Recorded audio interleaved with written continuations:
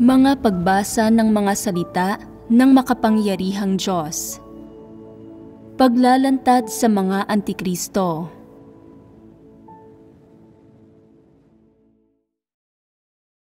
Ikasyam na item.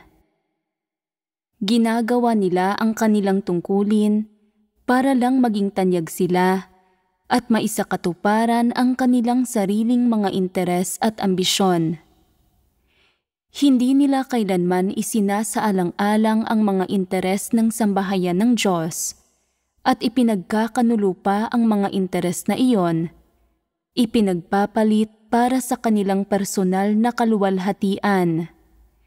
Ikasampung bahagi. B. Nang may pagpapanggap. Ngayon, magbabahaginan tayo sa ikalawang aspekto. Madalas gumagamit ng pagpapaimbabaw ang mga Antikristo para magtamo ng katayuan. Nagsasabi sila ng mga bagay na gustong marinig ng mga tao at na naaayon sa mga kuro-kuro ng mga tao. At gumagawa sila ng mga bagay sa panlabas na nagiging dahilan para sang-ayunan at hangaan sila ng mga tao. Kaya mas lalo silang nagiging sikat. Ito ay isa pang paraan ng panlilihis ng mga Antikristo sa mga tao. Mayroon bang kaibahan sa pagitan ng pagpapanggap at pagkukunwari? Sa panlabas na pag-uugali, ang pagkukunwari at pagpapanggap ay kadalasang iisang kalagayan. Magkakaugnay ang mga ito. Pagbabahaginan natin ang mga ito ng hiwalay para maging mas malinaw para sa mga tao at nang mas lubos itong maintindihan ng mga tao. Ang pangunahing kahulugan ng pagpapanggap ay hindi peking pagkilos, kundi ang panggagaya. Bakit nagpapanggap ang mga Antikristo? Likas na mayroon silang mga partikular na pakay. Nagpapanggap ang mga Antikristo para magtamo ng katayuan at katanyagan. Kung hindi sila kailanman magpapanggap, hindi sila gagawa ng gayong kahangalan. Malinaw itong nakikita ng mga mapagkilatis na mata. Kung madalas na nagpapanggap ang mga tao, natural na makakatanggap sila ng pagkasuklam, pagkamuhi, at pagtuligsa ng iba. Kaya, bakit ginagawa pa rin ito ng mga Antikristo? Sadyang ito ang kalikasan nila. Hindi nila iniintindi kung ano ang kailangan para magkamit ng reputasyon at katayuan. Wala na silang pakiramdam ng kahihiyan.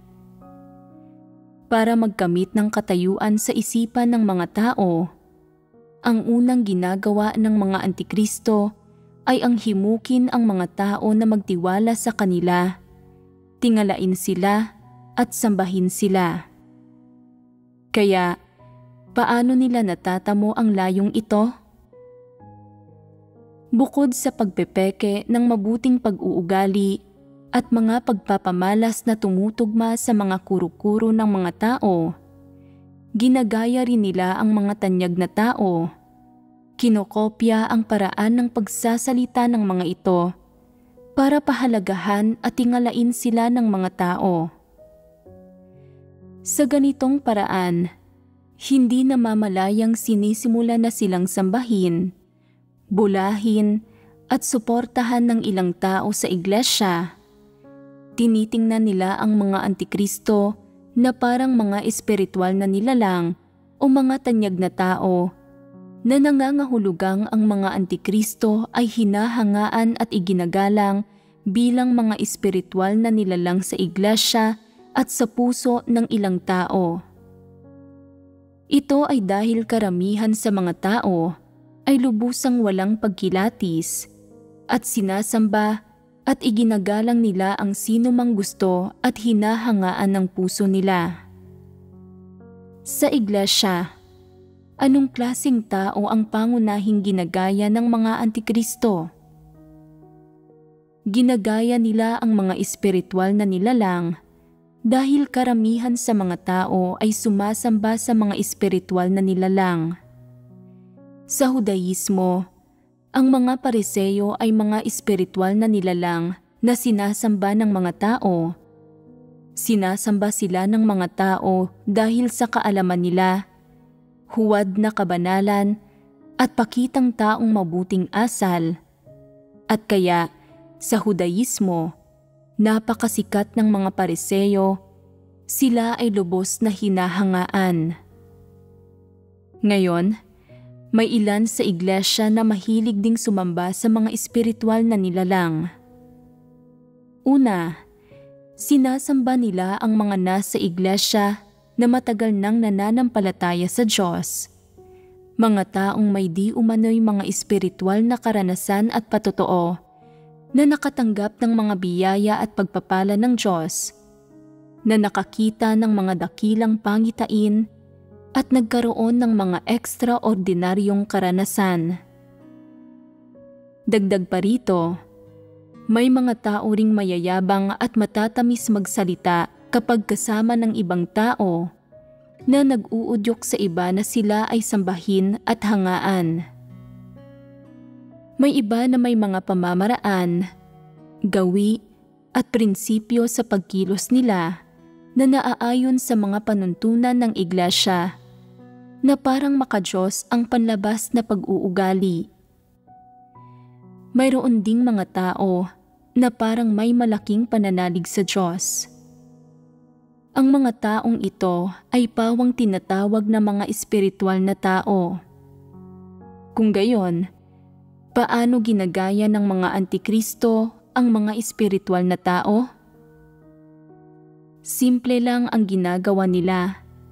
Sinasabi nila ang mga sinasabi ng mga espiritual na tao at ginagawa ang mga ginagawa ng mga espiritual na tao para ituring sila ng mga tao bilang isang espiritual na tao.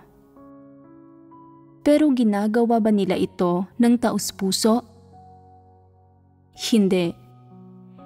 Ito ay panggagaya lamang, pagsunod sa isang regulasyon. Ginagawa lang nila ito para makita ng iba. Halimbawa, kapag may nangyayari sa kanila, agad silang nagdarasal. Pero hindi naman talaga sila tunay na naghahanap o nagdarasal. Pabasta-basta lang nila itong ginagawa para magpakitang tao, para sabihin ng mga tao na mahal nila ang Diyos at may matinding takot sila sa Diyos. Bukod pa rito, kapag nagkasakit sila at nangangailangan ng gamutan, hindi sila nagpapagamot o umiinom ng nararapat na gamot. Sinasabi ng mga tao, kung hindi ka iinom ng gamot, pwedeng lumala ang sakit mo. May oras para sa gamot at may oras para sa panalangin. Kailangan mo lang sumunod sa pananalig mo at huwag pabayaan ang tungkulin mo. Sumasagot sila, ayos lang, kasama ko ang Diyos, hindi ako natatakot. Sa panlabas, nagkukunwari silang kalmado, walang takot at puno ng pananalig. Pero sa loob-loob nila, takot na takot sila at palihim na pumupunta sa doktor sa sandaling sumasama ang pakiramdam nila. At kapag may nakaalam na nagpunta sila sa doktor at uminom ng gamot, naghahanap sila ng mga dahilan o palusot para itago ito. Madalas din nilang sinasabi, ang sakit ay isang pagsubok mula sa Diyos. Kapag namumuhay ka sa sakit, magkakasakit ka. Kapag namumuhay ka sa mga salita ng Diyos, mawawala ang sakit na ito. Hindi tayo dapat mamuhay sa sakit. Kung mamumuhay tayo sa mga salita ng Diyos, mawawala ang sakit na ito. Kung titingnan, Ito ang madalas nilang itinuturo sa mga tao. Ginagamit nila ang mga salita ng Diyos para tulungan ang mga tao. Pero palihim nilang nilulutas ang sakit nila gamit ang mga pamamaraan ng tao. Sa harap ng ibang tao, sinasabi nila na sumasandal sila sa Diyos at na ang lahat ng bagay ay nasa mga kamay ng Diyos. Sinasabi nila na hindi sila natatakot sa karamdaman o kamatayan. Pero sa puso nila, mas takot pa sila kaysa sa sino man. Takot silang magkasakit at pumunta sa ospital, at mas lalong takot na takot sila sa kamatayan. Wala silang tunay na pananalig. Sa harap ng ibang tao, nagdarasal sila at nagsasabing, "Malugod akong nagpapasakop sa kataas-taasang kapangyarihan at mga pagsasaayos ng Diyos. Ang lahat ng bagay ay nagmumula sa Diyos at hindi dapat magreklamo ang mga tao." Sa puso nila, iniisip nila, "Lubos na tapat kong nagampanan ang tungkulin ko. Bakit dumapo sa akin ang sakit na ito? At bakit walang ibang nagkasakit ng ganito? Ginagamit ba ito ng Diyos para ibunyag ako, para pigilan akong gawin ang tungkuling ito? Kinasusuklaman ba ako ng Diyos? At kung kinasusuklaman niya ako, isa ba akong tagapagserbisyo? Ginagamit ba ako ng Diyos para magserbisyo? May kahahantungan ba ako sa hinaharap?" Hindi sila nangangahas na magreklamo ng malakas, pero sa puso nila, lumitaw ang mga pagdududa tungkol sa Diyos. Iniisip nila na hindi lahat ng ginagawa ng Diyos ay tama. Sa panlabas, gayunpaman, nagpapanggap sila na walang mali.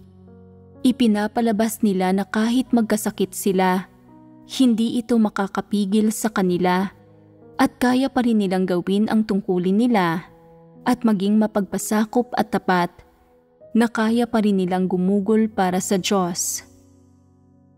Hindi ba't ito ay pagkukunwari at pagpapanggap? Ang kanilang pananalig at pagpapasakop ay peke. Peke rin ang katapatan nila. Walang tunay na pagpapasakop dito. Walang tunay na pananalig at lalong wala ring tunay na pagsandig at pagsuko sa Diyos. Hindi nila hinahanap ang mga layunin ng Diyos. Hindi nila sinusuri ang sarili nilang mga tiwaling disposisyon. Hindi rin nila hinahanap ang katotohanan para malutas ang sarili nilang mga problema. Ang iniisip lang nila sa kanilang puso ay ang kanilang mga interes ng laman, kalalabasan at hantungan. Ang puso nila ay puno ng mga reklamo, mga maling pagkaunawa at mga paghihinala tungkol sa Diyos.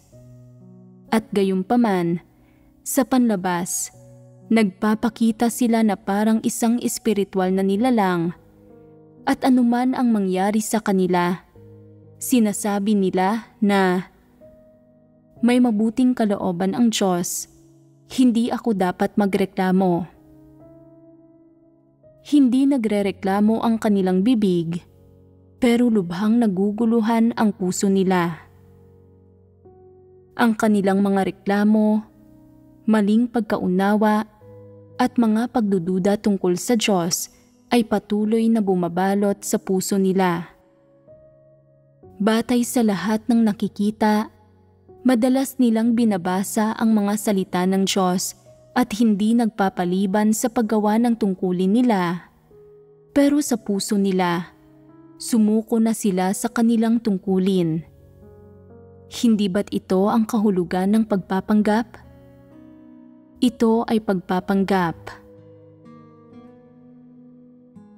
Palaging magpapanggap ang mga antikristo, anuman ang sitwasyon. Wala silang pinipiling okasyon. Halimbawa, Kapag dumadalo sa mga pagtitipon, nagbabatian ang ilang magkakapatid. Paano ito hinaharap ng mga antikristo? Sinasabi nila, tama na ang kwentuhan. Nasa pagtitipon tayo. Saan ba sa tingin ninyo dapat makipagkwentuhan ng mga ganitong bagay? Wala kayong may takot sa Diyos na puso. Magseryoso kayo. May ilang tao na nagpapahinga habang ginagawa ang kanilang tungkulin, at kapag nakikita ito ng isang antikristo, sinasabi niya, "Nagiging pabaya na naman ha? Dapat mong basahin kaagad ang mga salita ng Diyos at humarap sa Kanya para manalangin." Kapag nagpapalitan ng mga pananaw ang mga kapatid para matuto ng mga propesyonal na kasanayan mula sa isa't isa, sinasabi nila, dapat muna kayong magbahagi tungkol sa mga salita ng Diyos at magdasal, at pagkatapos ay magpalitan ng mga pananaw at ideya.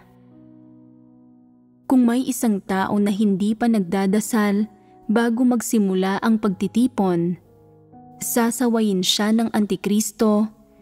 Tutukuyin siya bilang isang partikular na uri ng tao at may masasabi tungkol sa kanya.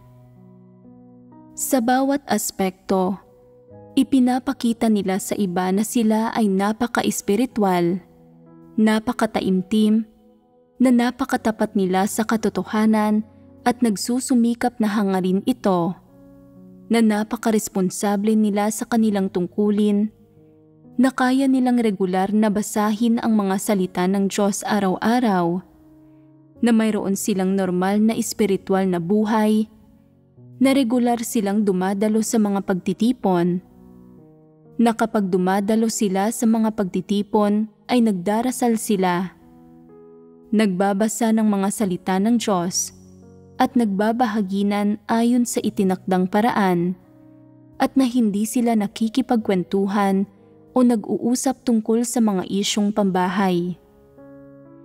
Kapag may nagsasabi sa kanila ng, humahaba na ang buhok mo, dapat magpagupit ka na.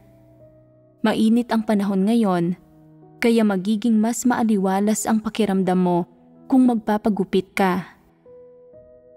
Sumasagot sila, hindi mahalaga kung medyo humahaba na ang buhok ko. Mahalaga ang trabaho. Hindi magiging problema sa akin ang init kahit hayaan kong tumubo pa ng ilang araw ang buhok ko.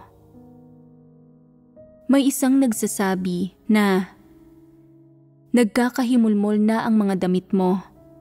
Kung lagi mo pang isusuot ang mga ito, pagtatawanan ka lang ng mga tao. Sasabihin ng antikristo, hindi mahalaga iyon. Nag-aalala ba tayong mga mananampalataya sa Diyos na pagtawanan tayo ng iba? Lahat tayo ay nagdusa na ng husto at tiniis natin ang pang-uusig ng malaking pulang dragon sa lahat ng panahong ito.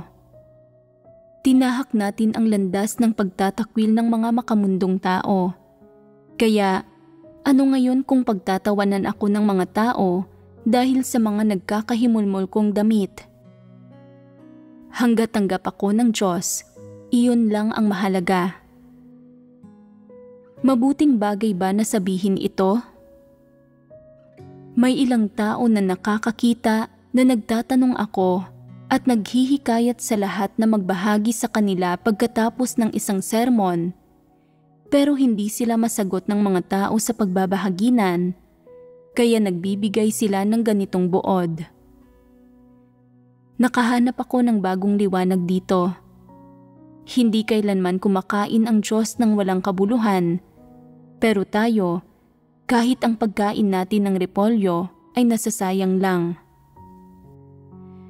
Narinig mo na ba na nasabi ito noon? Sinasabi nila na hindi kailanman kumakain ang Diyos ng walang kabuluhan. Ibig sabihin, nangangaral ng sermon ang Diyos sa mga tao at kaya nararapat lang na kumain siya. Hindi tayo nakakapagbahagi ng anuman kaya pati pagkain natin ng repolyo ay nasasayang lang. Itinuturing ito ng ilang tao na walang pagkilatis bilang ang katotohanan at ipinagsasabi nila ito kahit saan. Hindi sila naniniwala na maituturing na espiritual, matayog, o bilang bagong liwanag ang pagbabahaginan tungkol sa pagkilala sa sarili, paghahangad na magpasakop at magmahal sa Diyos, at ang iba pang karaniwang paksa na madalas talakayin ng mga tao. Para sa kanila, ang sinabi lang ng taong iyon ang bagong liwanag at ang matayog. Parang tamang pakinggan ang sinabi ng taong iyon, pero kapag pinag-isipang mabuti, kasuklam-suklam ito at isang walang katuturang bagay na sasabihin. Ito ay isang bagay na inimbento ng mga walang espiritual na pagkaunawa, pero gusto pa ring magpanggap na espiritual, magpanggap na may kaalaman sa katotohanan, at magpanggap na nauunawaan nila ang katotohanan. Hindi ba't wala itong katuturan? Eksperto sila sa pag-aaral ng pagsasabi ng mga mapagmataas at walang lamang mga salita at doktrina, at hindi sila nagbibigay ng kahalagahan sa pagsasagawa ng katotohanan at pagpasok sa realidad. Kaya magaling sila sa pagsasalita ng espiritual na doktrina at hindi nila hinihimay-himay ang sarili nila kung mayroon ba silang katotohanang realidad o wala. Hindi ba't mga mapagpaimbabaw ang mga taong ito? Mga ganitong tao ang pinakakinasusuklaman ng Diyos. Kapag nagtitipon-tipon ang kung tawagin ay mga espiritual na taong ito, namimiloso po sila, tinatalakay ang mga misteryo at pinag-uusapan ang tungkol sa pagkilala sa sarili at sa Diyos. Ang mga bagay na pinag-uusapan nila ay napakatayog na tila hindi usapin sa mundo. Nag-uusap sila ng nag-uusap, lumilihis at nag-uusap ng mga bagay na malayo sa paksa. Ano ang ibig sabihin ng nag-uusap ng mga bagay na malayo sa paksa? Nag-uusap sila ng nag-uusap hanggang sa puro kalokohan na ang sinasabi nila. Nagkokompetensya sila sa kung sino ang mas maraming nabasang salita ng Diyos at gaano karaming kabanata ng mga salita ng Diyos ang natatandaan nila at kayang ipangaral, at kung sino ang nakakapangaral ng mas matayog at mas malalim kaysa sa iba, at kung sino ang nakakapangaral sa paraang nakakapagbigay ng higit na liwanag kaysa sa iba. Nagkokompetensya sila sa mga bagay na ito, at ito ang tinatawag na pakikipagkompetensya sa espiritualidad. Minsan, nagkukwentuhan ang mga tao, nag-uusap tungkol sa kung kumusta na sila kamakailan o tungkol sa ilang panlabas na bagay. Tapos, may darating na isang espiritual na tao at kapag naririnig niyang nag-uusap ang lahat tungkol sa mga bagay na ito, kinukuha niya ang kanyang aklat ng mga salita ng Diyos at pumupunta siya sa isang sulok para basahin ito. Hindi ba't mukhang hindi pala kaibigan at kakaiba ang ganitong tao? Kapag nakikipagbahaginan ako sa ilang tao tungkol sa isang pangunahing paksa, nagpapahinga kami sa kalagitnaan ng pagbabahagi at nag-uusap tungkol sa mga panlabas na bagay. Hindi ba't normal lang iyon? Habang nag-uusap kami, may mga tao na hindi umiimik. Ang ibig nilang sabihin dito ay, makikinig ako kapag nagbabahagi ka tungkol sa katotohanan, pero kung magsisimula kang makipagkwentuhan, hindi na muna ako makikinig. Kung patuloy kang makikipagkwentuhan ng mahabang oras, aalis na ako. Saan sila pumupunta? Pumupunta sila sa isang lugar para magdasal at buong kumpiyansa nilang sinasabi, "O Diyos, pakiusap, bawiin mo po ang puso ko. Hayaan mo po akong maging tahimik sa harap mo. Huwag mo po akong hayaang madala at matangay ng mga bagay ng mga walang pananampalataya at huwag mo po akong hayaang matangay ng mga makamundong kalakaran." Napaka-espiritual ba talaga iyon? Naniniwala sila na ganoon. Kapag nag-uusap kayo tungkol sa mga bagay sa bahay at kung kumusta ang kalagayan ninyo kamakailan, sa tingin nila, hindi ito pagbabahaginan tungkol sa katotohanan na hindi man lang binanggit ang mga salita ng Diyos at kaya umaalis sila at lalapit sa Diyos para magdasal. Hindi ba't medyo kakaiba iyon? Ito ang pagpapanggap ng mga taong naghahangad na maging espiritual. Napakahusay nilang magpanggap.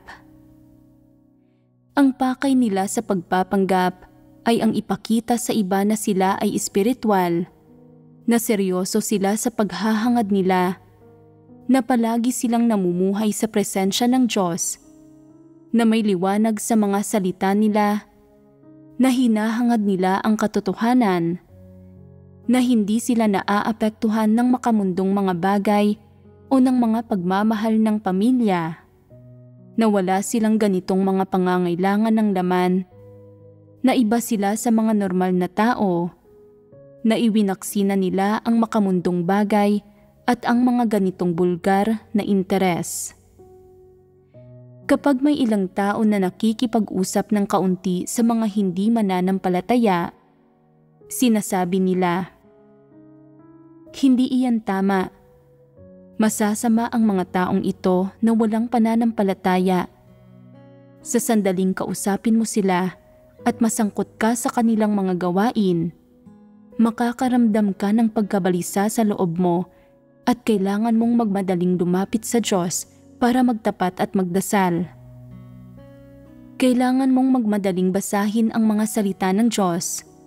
Hayaan mong sakupin at punuin ka ng kanyang mga salita." Kaya, kapag nakakakita sila ng mga walang pananampalataya, mga taong hindi nananampalataya sa Diyos, iniiwasan nila ang mga taong ito at hindi nila kinakausap. Ni hindi sila nakikisalamuhan ng normal at iniisip ng mga tao na kakaiba ang mga nagpapanggap na espiritual. Ang batayan nila sa pagkilos ng ganito ay, ang mga walang pananampalataya ay mga dyablo lahat at hindi natin sila dapat kausapin. Kinamumuhian ng Diyos ang mga dyablo, kaya kung makikisama tayo sa mga dyablo at makikipaglapit sa kanila, kamumuhian din ito ng Diyos. Dapat nating kamuhian ang kinamumuhian ng Diyos at dapat nating itakwil ang itinatakwil ng Diyos. Kung nakikita nila ang isang kapatid na nakikipag-usap, nagkakaroon ng masinsinang pag-uusap o nakikipagkwentuhan tungkol sa mga bagay na pambahay kasama ang isang miyembro ng pamilya o kaibigan na walang pananampalataya, hinuhusgahan nila ang kapatid na ito. Iniisip nila, siya ay mananampalatayang may karanasan at matagal na siyang nananampalataya sa Diyos. Hindi niya sinusubukang iwasan ang mga walang pananampalataya, bagkus ay lalo pa siyang nakikipaglapit sa mga ito. Pagkakanulo ito sa Diyos, at kapag nakakaranas siya ng problema, tiyak na magiging Judas siya. Binabansagan nila ang mga ganitong tao. May ibang tao na may mga magulang na hindi nananampalataya sa Diyos, pero hindi rin naman sila tumututol sa pananampalataya sa Diyos ng anak nila. Paminsan-minsan, tinatawagan nila ang kanilang mga magulang para kumustahin, o kapag may sakit ang mga ito, umuuwi sila para alagaan ang mga magulang. ito ay ganap na normal at hindi ito kinokondina ng Diyos. At ano ang ginagawa ng mga espiritual na taong ito, ang mga antikristong ito? Ganito ba ang tingin nila sa mga bagay-bagay? Ginagawa nila itong malaking issue. Sinasabi na, karaniwang napakagaling mong magsalita at nagagawa mong pabitawan sa iba ang mga damdamin nila at hindi mapigilan ng mga ito. Pero nakikita ko na mas malakas ang damdamin mo. Hindi nananampalataya sa Diyos ang mga magulang mo, kaya dapat mo na silang itakwil. May isang tao na sumasagot, hindi nananampalataya sa Diyos ang mga magulang ko, pero hindi rin naman nila ako hinahadlangan. Suportadong-suportado nila ako. Sagot ng Antikristo, kahit na sinusuportahan ka nila, hindi ito katanggap-tanggap at mga dyablo pa rin sila. Paanong nagagawa mo pa rin silang ipagluto? Sabi naman ng isa pa, hindi ba't normal na damdamin ito ng tao? Hindi ba't normal lang na magluto ng ilang pagkain para sa mga magulang at magpakita ng pagmamahal ng isang anak sa kanila? Hindi ito kinokondina ng Diyos, kaya bakit mo ito kinokondina? Sumagot ang Antikristo, hindi po problemahin ng Diyos ang ganito kaliit na bagay. Dahil hindi ito po problemahin ng Diyos, dapat tayong pumili at manindigan sa ating patotoo. Ang tagal mo nang nananampalataya sa Diyos, pero wala ka pa ring pagkilatis o tayog, at nagagawa mo pa ring tratuhin ng maayos ang mga dyablo. Masyadong malakas ang damdamin mo. Pati ito ay kinokondina niya. Kinokondina niya ang mga tao at binabansagan ang mga ito sa kahit anong ginagawa para lang ipakita na may tayog siya, na seryoso siya sa kanyang paghahangad, na mayroon siyang pananalig. Pero sa huli, kapag may namatay na miyembro ng sarili nilang pamilya, umiiyak siya sa loob ng maraming araw at hindi siya makabangon sa kama at gusto pang ang talikuran ang pananalig niya.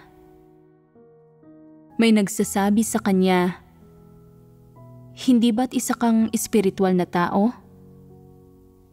Sagot naman niya, hindi ba pwedeng maging mahina rin ang mga espiritual na tao?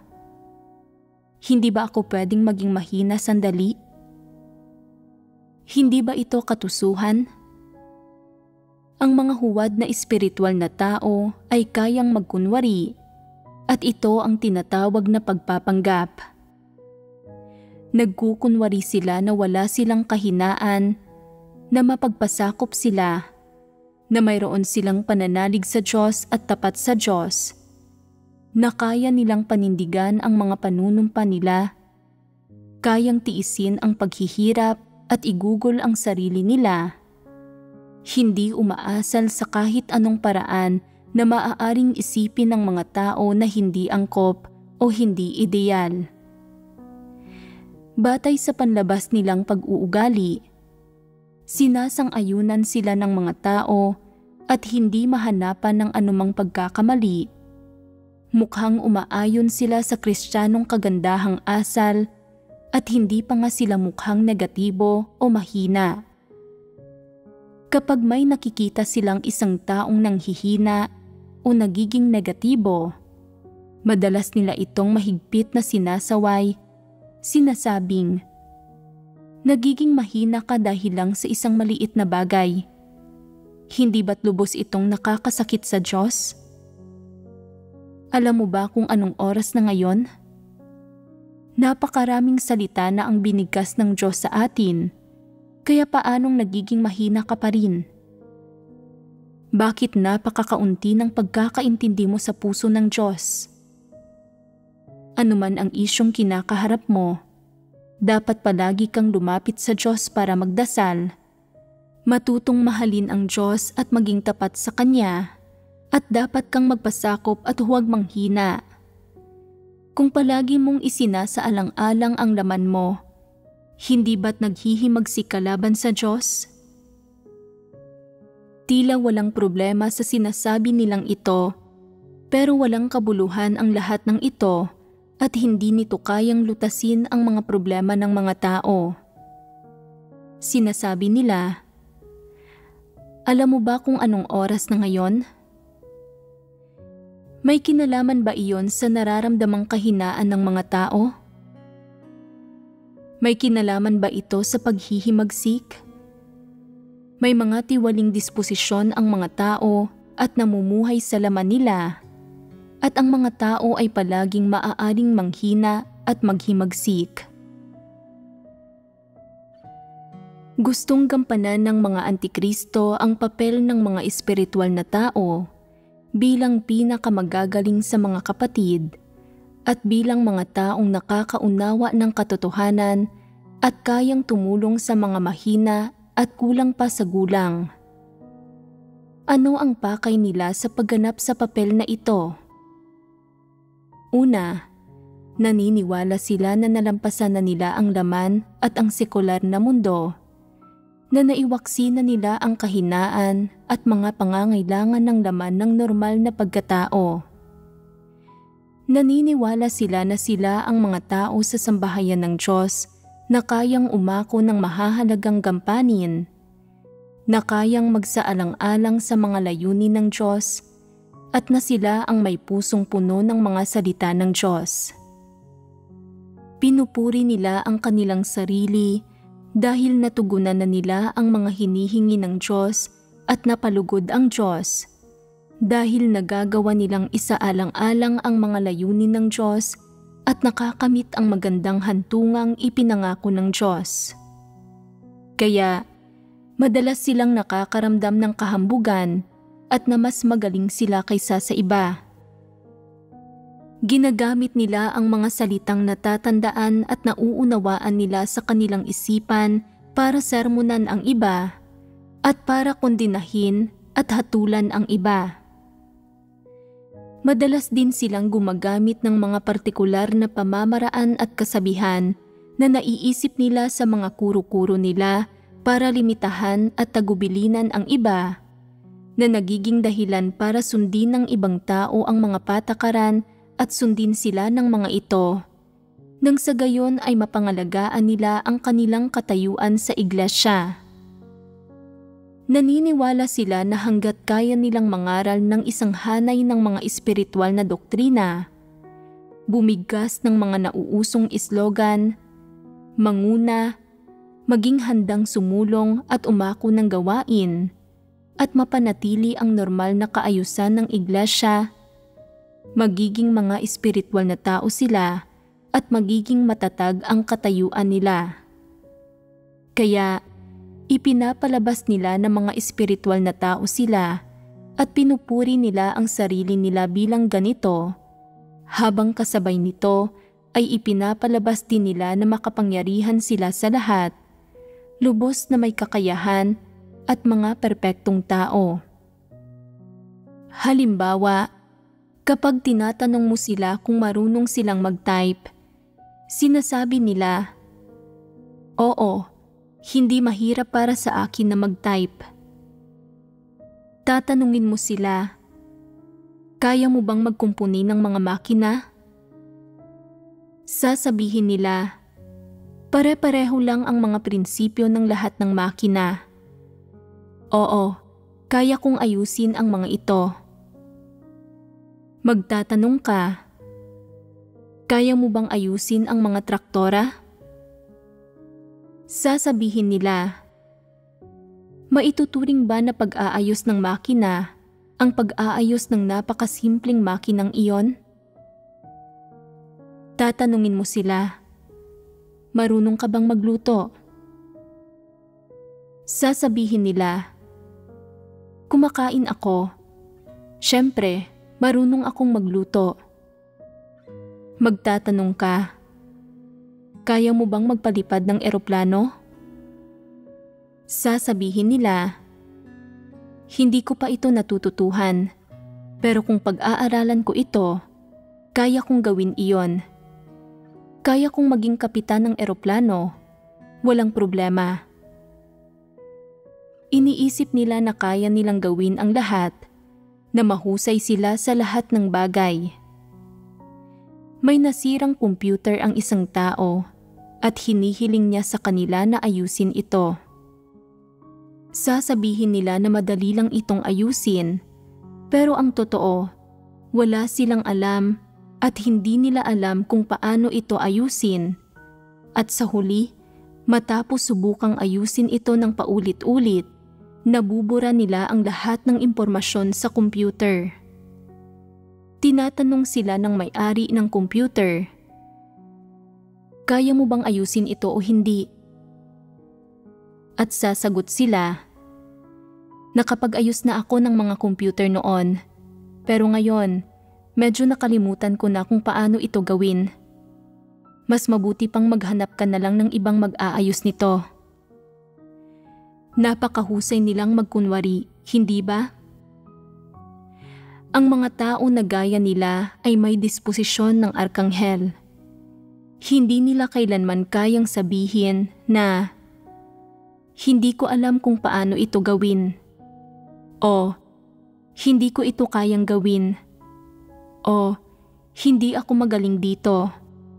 O, "Hindi ko pa ito nakita dati."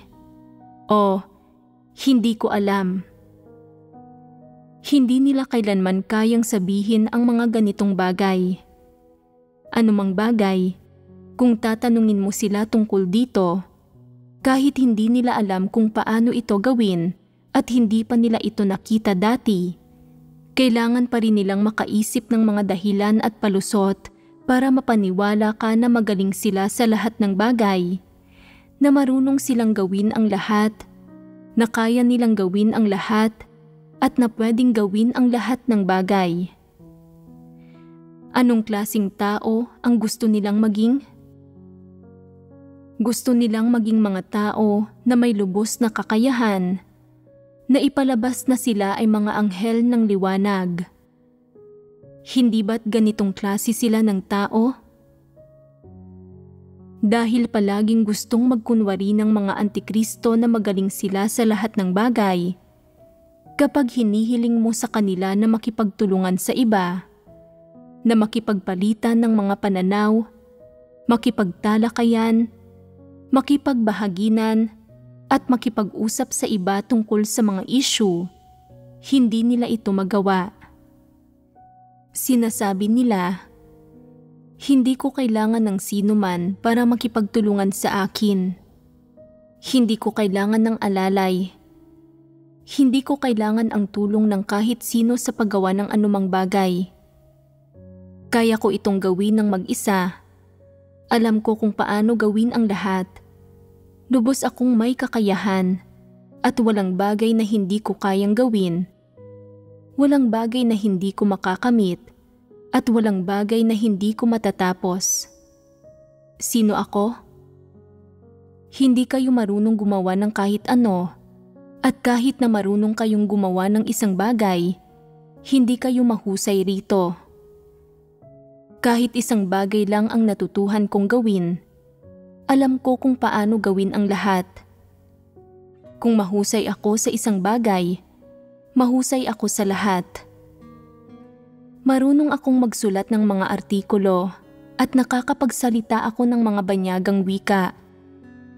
Kahit na hindi pa ako marunong ngayon na magsalita ng banyagang wika, kung mag-aaral ako, hindi ko magiging problema na matuto ng 5 banyagang wika. May nagtatanong sa kanila kung kaya ba nilang umarte sa mga pelikula, kumanta at sumayaw, at sinasabi nila na kaya nilang gawin ang lahat ng iyon. Ang galing nilang magyabang, hindi ba? Nagkukunwari silang kaya nilang gawin ang lahat ng bagay at marunong gumawa ng lahat. Talagang taglay nila ang kalikasan ng arkanghel. May nagtatanong sa kanila kung naging mahina na ba sila sa mga taon ng pananampalataya nila sa Diyos, at sumasagot sila, Ano ba ang dapat kong ikapanghina? Napakalinaw na sinalita ang mga salita ng Diyos. Hindi tayo dapat manghina. Kung manghihina tayo, binibigo lang natin ang Diyos. Dapat tayong magbigay ng 120% pagsisikap para suklian ang pagmamahal ng Diyos. Magtatanong ang isa pang tao, ni minsan ba ay nangulila ka sa tahanan mo mula nang lisanin mo ito, ilang taon na ang nakalipas? Umiiyak ka ba kapag nangungulila ka sa tahanan mo? Sumasagot sila, ano ba ang dapat kong iyakan? Nasa puso ko ang Diyos. Kapag iniisip ko ang Diyos, hindi ko na pinangungulilaan ang tahanan. Ang lahat ng kapamilya ko na walang pananampalataya ay mga dyablo at satanas. Ipinagdarasal ko na sana masumpa sila. Tinatanong sila ng isa pang tao, ni minsan ba ay nalihis ka na sa mga taon ng iyong pananalig? Sumasagot sila, napakalinaw ng mga salita ng Diyos. Paanong maliligaw ang isang tao? Ang mga naliligaw ay mga taong hangal at walang espiritual na pagkaunawa. Maliligaw ba ang isang tao na may kakayahan na katulad ko? Maaari kayang mataha ko ang maling landas? Hindi maaari. Naniniwala silang magaling sila sa lahat ng bagay, na mas mahusay sila kaysa sa lahat. Ano ang tingin nila sa mga taong nagiging negatibo at mahina? Sinasabi nila, ang mga taong nagiging negatibo at mahina ay wala lang ibang magawa. Totoo ba ito? Ang ilang pagiging negatibo at mahina ay normal lang. Samantalang may dahilan naman sa ilang pagiging negatibo at mahina. Kaya paano nila masasabing ang mga taong ito ay wala lang ibang magawa? Nagkukunwaring espiritual sa ganitong paraan ang mga antikristo. Nagkukunwari silang kaya nilang gawin ang lahat ng bagay. Nagkukunwaring wala silang kakulangan o kahinaan. At higit pa rito, nagkukunwari sila na hindi sila mapaghimagsik at na hindi sila kailanman sumalangsang. Kahit ano pa ang konteksto, anuman ang tungkuling ginagawa niya, susubukan ng isang antikristo na magbigay ng impresyon na hindi siya mahina, na lagi siyang malakas, puno ng pananalig at hindi kailanman negatibo. Nang sa gayon ay hindi kailanman makikita ng mga tao ang kanyang tunay na tayog o totoong saloobin sa Diyos. Sa katunayan, sa kaibuturan ng kanyang puso, naniniwala ba talaga siya na wala siyang hindi kayang gawin? Tunay bang naniniwala siya na wala siyang kahinaan, pagka-negatibo o mga pagpapakita ng katiwalian? Tiyak na hindi. Magaling siyang magkunwari, mahusay sa pagtatago ng mga bagay-bagay. Gusto niyang ipinapakita sa mga tao ang bahagi ng kanyang pagkatao na malakas at kahanga-hanga. Ayaw niyang makita nila ang parte niya na mahina at totoo. Halata naman ang kanyang layon. Simple lang naman. Ito ay upang mapanatili ang kanyang banidad at pagpapahalaga sa sarili, upang maprotektahan ang puwang na mayroon siya sa puso ng mga tao.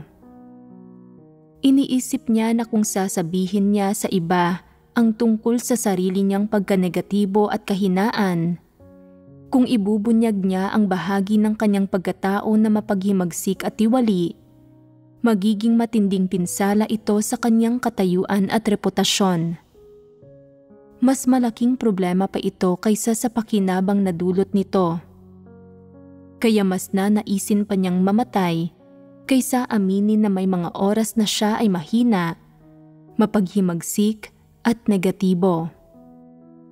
At kung dumating man ang araw na makita ng lahat ang bahagi ng pagkatao niya na mahina at mapaghimagsik, kapag nakita nila na siya ay tiwali at hindi talaga nagbago, magpapatuloy siya sa pagkukunwari. Iniisip niya na kung aaminin niyang mayroon siyang tiwaling disposisyon, na isa siyang ordinaryong tao, isang hamak na tao, mawawalan siya ng puwang sa puso ng mga tao, mawawala sa kanya ang pagsamba at pagtangi ng lahat, at kung kaya lubos na mabibigo. Kaya't anuman ang mangyari, hindi siya magtatapat sa mga tao. Anuman ang mangyari, hindi niya ibibigay ang kanyang kapangyarihan at katayuan sa kanino man. Sa halip, pilit siyang makikipagkumpetensya sa abot ng kanyang makakaya at hinding-hindi susuko. Sa tuwing nakakaharap siya ng isang issue, nagkukusa siyang magpapansin at magpakitang gilas at magbandera ng sarili niya. Sa sandaling lumilitaw ang isang problema at nagkaroon ng mga kahihinatnan, mabilis siyang nagtatago o kaya ay ipinapasa ang responsibilidad sa iba. Kung nahaharap siya sa isang isyong naiintindihan niya, agad niyang ipinangangalandakan ang kakayahan niya at sinasamantala ang pagkakataon para magpakilala sa iba, para makita ng iba na mayroon siyang mga kaloob at espesyal na kasanayan, at para tingalain at sambahin siya ng mga tao. Kung may mangyaring mahalaga at may magtanong sa kanya tungkol sa pagkaunawa niya sa pangyayari, nag-aalangan siyang ihayag ang pananaw niya. Sa halip ay hinahayaan niya ang iba na maunang magsalita. May mga dahilan ang kanyang pag-aalangan. Hindi sa dahil wala siyang pananaw, kundi natatakot siya na mali ang pananaw niya, na kung sasabihin niya ito, papabulaanan ito ng iba, na mapapahiya lang siya, at kaya mas pinipili niyang manahimik tungkol dito. O kaya ay wala talaga siyang pananaw at hindi niya malinaw na nauunawaan ang usapin. Hindi siya naglalakas loob na magsalita ng padalos-dalos dahil sa takot na baka pagtawanan ng mga tao ang kamalian niya. Kaya wala siyang magawa kundi manahimik.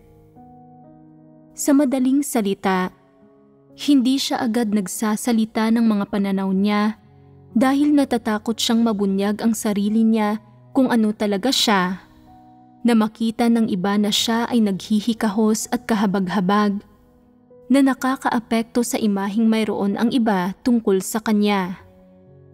Kaya, pagkatapos magbahagi ng lahat ng kani-kanilang pananaw, kaisipan at kaalaman, ginagamit niya ang ilang mas matayog, mas kapani-paniwalang pahayag na ipinapalabas niya bilang sarili niyang pananaw at pag-unawa. Ibinubuod niya ang mga ito at ibinabahagi ang mga ito sa lahat, kaya tumataas ang katayuan niya sa puso ng iba. Ang mga antikristo ay lubhang tuso. Kapag oras na para magpahayag ng pananaw, hindi sila kailanman nagtatapat at nagpapakita sa iba ng tunay nilang kalagayan. Hindi rin nila hinahayaang malaman ng mga tao kung ano talaga ang iniisip nila, kung ano ang kakayahan nila, kung anong klasing pagkatao mayroon sila, kung anong klasing kapangyarihan ng pag-unawa mayroon sila, at kung mayroon ba silang tunay na kaalaman sa katotohanan.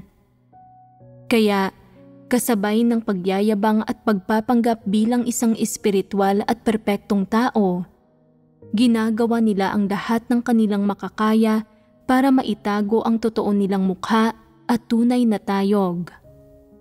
Hindi nila inilalantad kailanman ang kanilang mga kahinaan sa mga kapatid. Hindi rin nila sinusubukan kahit minsan na kilalanin ang kanilang sariling mga kakulangan at kapintasan. Sa halip, ginagawa nila ang lahat para pagtakpan ang mga iyon. Tinatanong sila ng mga tao, Napakaraming taon ka nang nananampalataya sa Diyos. Nagkaroon ka na ba kahit kailan ng anumang mga pagdududa tungkol sa Diyos? Ang sagot nila, hindi. Tinatanong sila, ni minsan ba ay pinagsisihan mong tinalikuran mo ang lahat ng bagay sa paggugol para sa Diyos? Ang sagot nila, hindi. Noong may karamdaman ka, nabalisa ka ba? Nangulila ka ba sa pamilya mo? At ang sagot nila, hindi kailanman. Nakita mo na? Ipinapakita ng mga antikristo na sila ay matatag, malakas ang loob, may kakayahang tumalikod at magdusa. Mga taong walang kapintasan at walang anumang mga kamalian o problema. Kapag ipinapaalam ng isang tao ang kanilang katiwalian at mga pagkukulang, tinatrato sila ng pantay bilang isang normal na kapatid at nagtatapat at nakikipagbahaginan sa kanila. Paano nila tinatrato ang bagay na ito? Ginagawa nila ang lahat para ipagtanggol at pangatwiranan ang kanilang sarili para patunayan na tama sila at sa huli ay ipakita sa mga tao na wala silang mga problema at na sila ay perpekto at espiritual na tao. Hindi ba't puro pagpapanggap ito? Sino mang nag-iisip na ang sarili nila ay walang kapintasan at banal ay mga impostor lahat. Bakit ko sinasabi na lahat sila ay mga impostor? Sabihin mo sa akin, mayroon bang sino mang walang kapintasan sa gitna ng tiwaling sangkatauhan? Mayroon bang sino man na tunay na banal? Tiyak na wala. Paano mawawalan ng kapintasan ang tao samantalang labis siyang nagawang tiwali ni Satanas at maliban pa riyan, hindi niya likas na taglay ang katotohanan? Diyos lang ang banal. Lahat ng tiwaling sangkatauhan ay may dungis. Kung gagayahin ng isang tao ang isang banal na tao, sasabihin na wala siyang kapintasan. Ano ang taong iyon? Siya ay isang dyablo, isang Satanas, isang arkanghel. Siya ay magiging tunay na antikristo. Isang antikristo lang ang magsasabing siya ay walang kapintasan at banal na tao. Kilala ba ng mga antikristo ang sarili nila? Hindi. At dahil hindi nila kilala ang sarili nila, magbabahagi ba sila ng pagkakilala nila sa sarili? Hindi. Mayroon bang mga antikristo na magbabahagi sa pagkakilala nila sa sarili?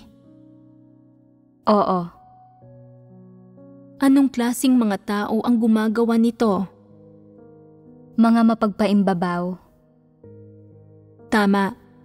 Nagkukunwari ang mga taong ito na kilala nila ang sarili nila at pinapalaki nila ang maliliit na bagay at binibigyan ng ilang mahalagang pangalan ang kanilang sarili. Sinasabing sila ay mga Satanas at mga demonyo.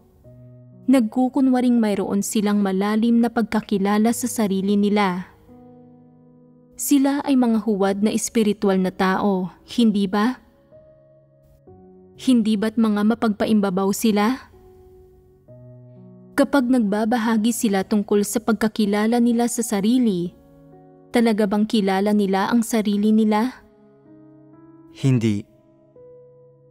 Kung gayon, ano ang sinasabi nila tungkol sa pagkakilala nila sa sarili?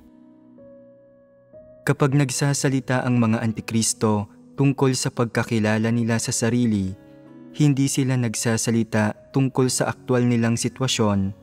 Nagsasalita lang sila ng mga walang kabuluhang salita ng doktrina na hindi talaga praktikal. Parang mayroon silang malalim na pagkakilala pero walang tanda ng pagsisisi. Ito ba ay tunay na pagkakilala sa sarili? Walang tunay na pagsisisi, kaya humantong na ba sila sa pagkamuhi sa sarili nila? Kapag walang pagsisisi at walang pagkamuhi sa sarili nila, hindi talaga nila kilala ang kanilang sarili. Ang pagkakilala sa sarili na sinasabi ng mga antikristo ay naglalaman lang ng mga bagay na alam na ng lahat tungkol sa kanila, na nakikita ng lahat. Gumagamit din sila ng nakalilin lang na argumento at pagbibigay katwiran sa sarili para iparamdam sa lahat na wala silang nagawang mali at kaya pa rin nilang magsalita tungkol sa pagkakilala nila sa sarili para mas hangaan sila ng mga tao. Kapag nakitang wala silang nagawang anumang mali, pero nagninilay-nilay pa rin sa sarili nila at nagsisikap na makilala ang sarili nila, ang iniisip ng mga tao ay, kung talagang gumagawa siya ng mali, mas malamang na makikilala niya ang sarili niya. Lubos siyang makadiyos. Ano ang resulta ng ginagawang ito ng Antikristo? Inililigaw nila ang mga tao. Hindi nila tunay na hinihimay-himay o inuunawa ang sarili nilang tiwaling disposisyon para may matutuhang aral ang ibang tao mula rito. Sa halip, ginagamit nila ang pagbabahagi tungkol sa pagkakilala nila sa sarili para hangaan sila ng mga tao. Ano ang kalikasan ng kilos na ito? Pagpapatotoo sa sarili para ilihis ang mga tao. Tama, inililihis nila ang mga tao. Paanong itinuturing ito na pagkakilala sa sarili? Ito ay panlilin lang, wala nang iba. Ginagamit nila ang pagsasalita tungkol sa pagkakilala sa sarili nila para ilihis ang mga tao, para isipin ng mga tao na sila ay espiritual at nakilala nila ang sarili nila, para hangaan at sambahin sila ng mga tao. Ito ay isang kasuklam-suklam at maruming pagsasagawa. At ito ang kabuktutan ng mga Antikristo.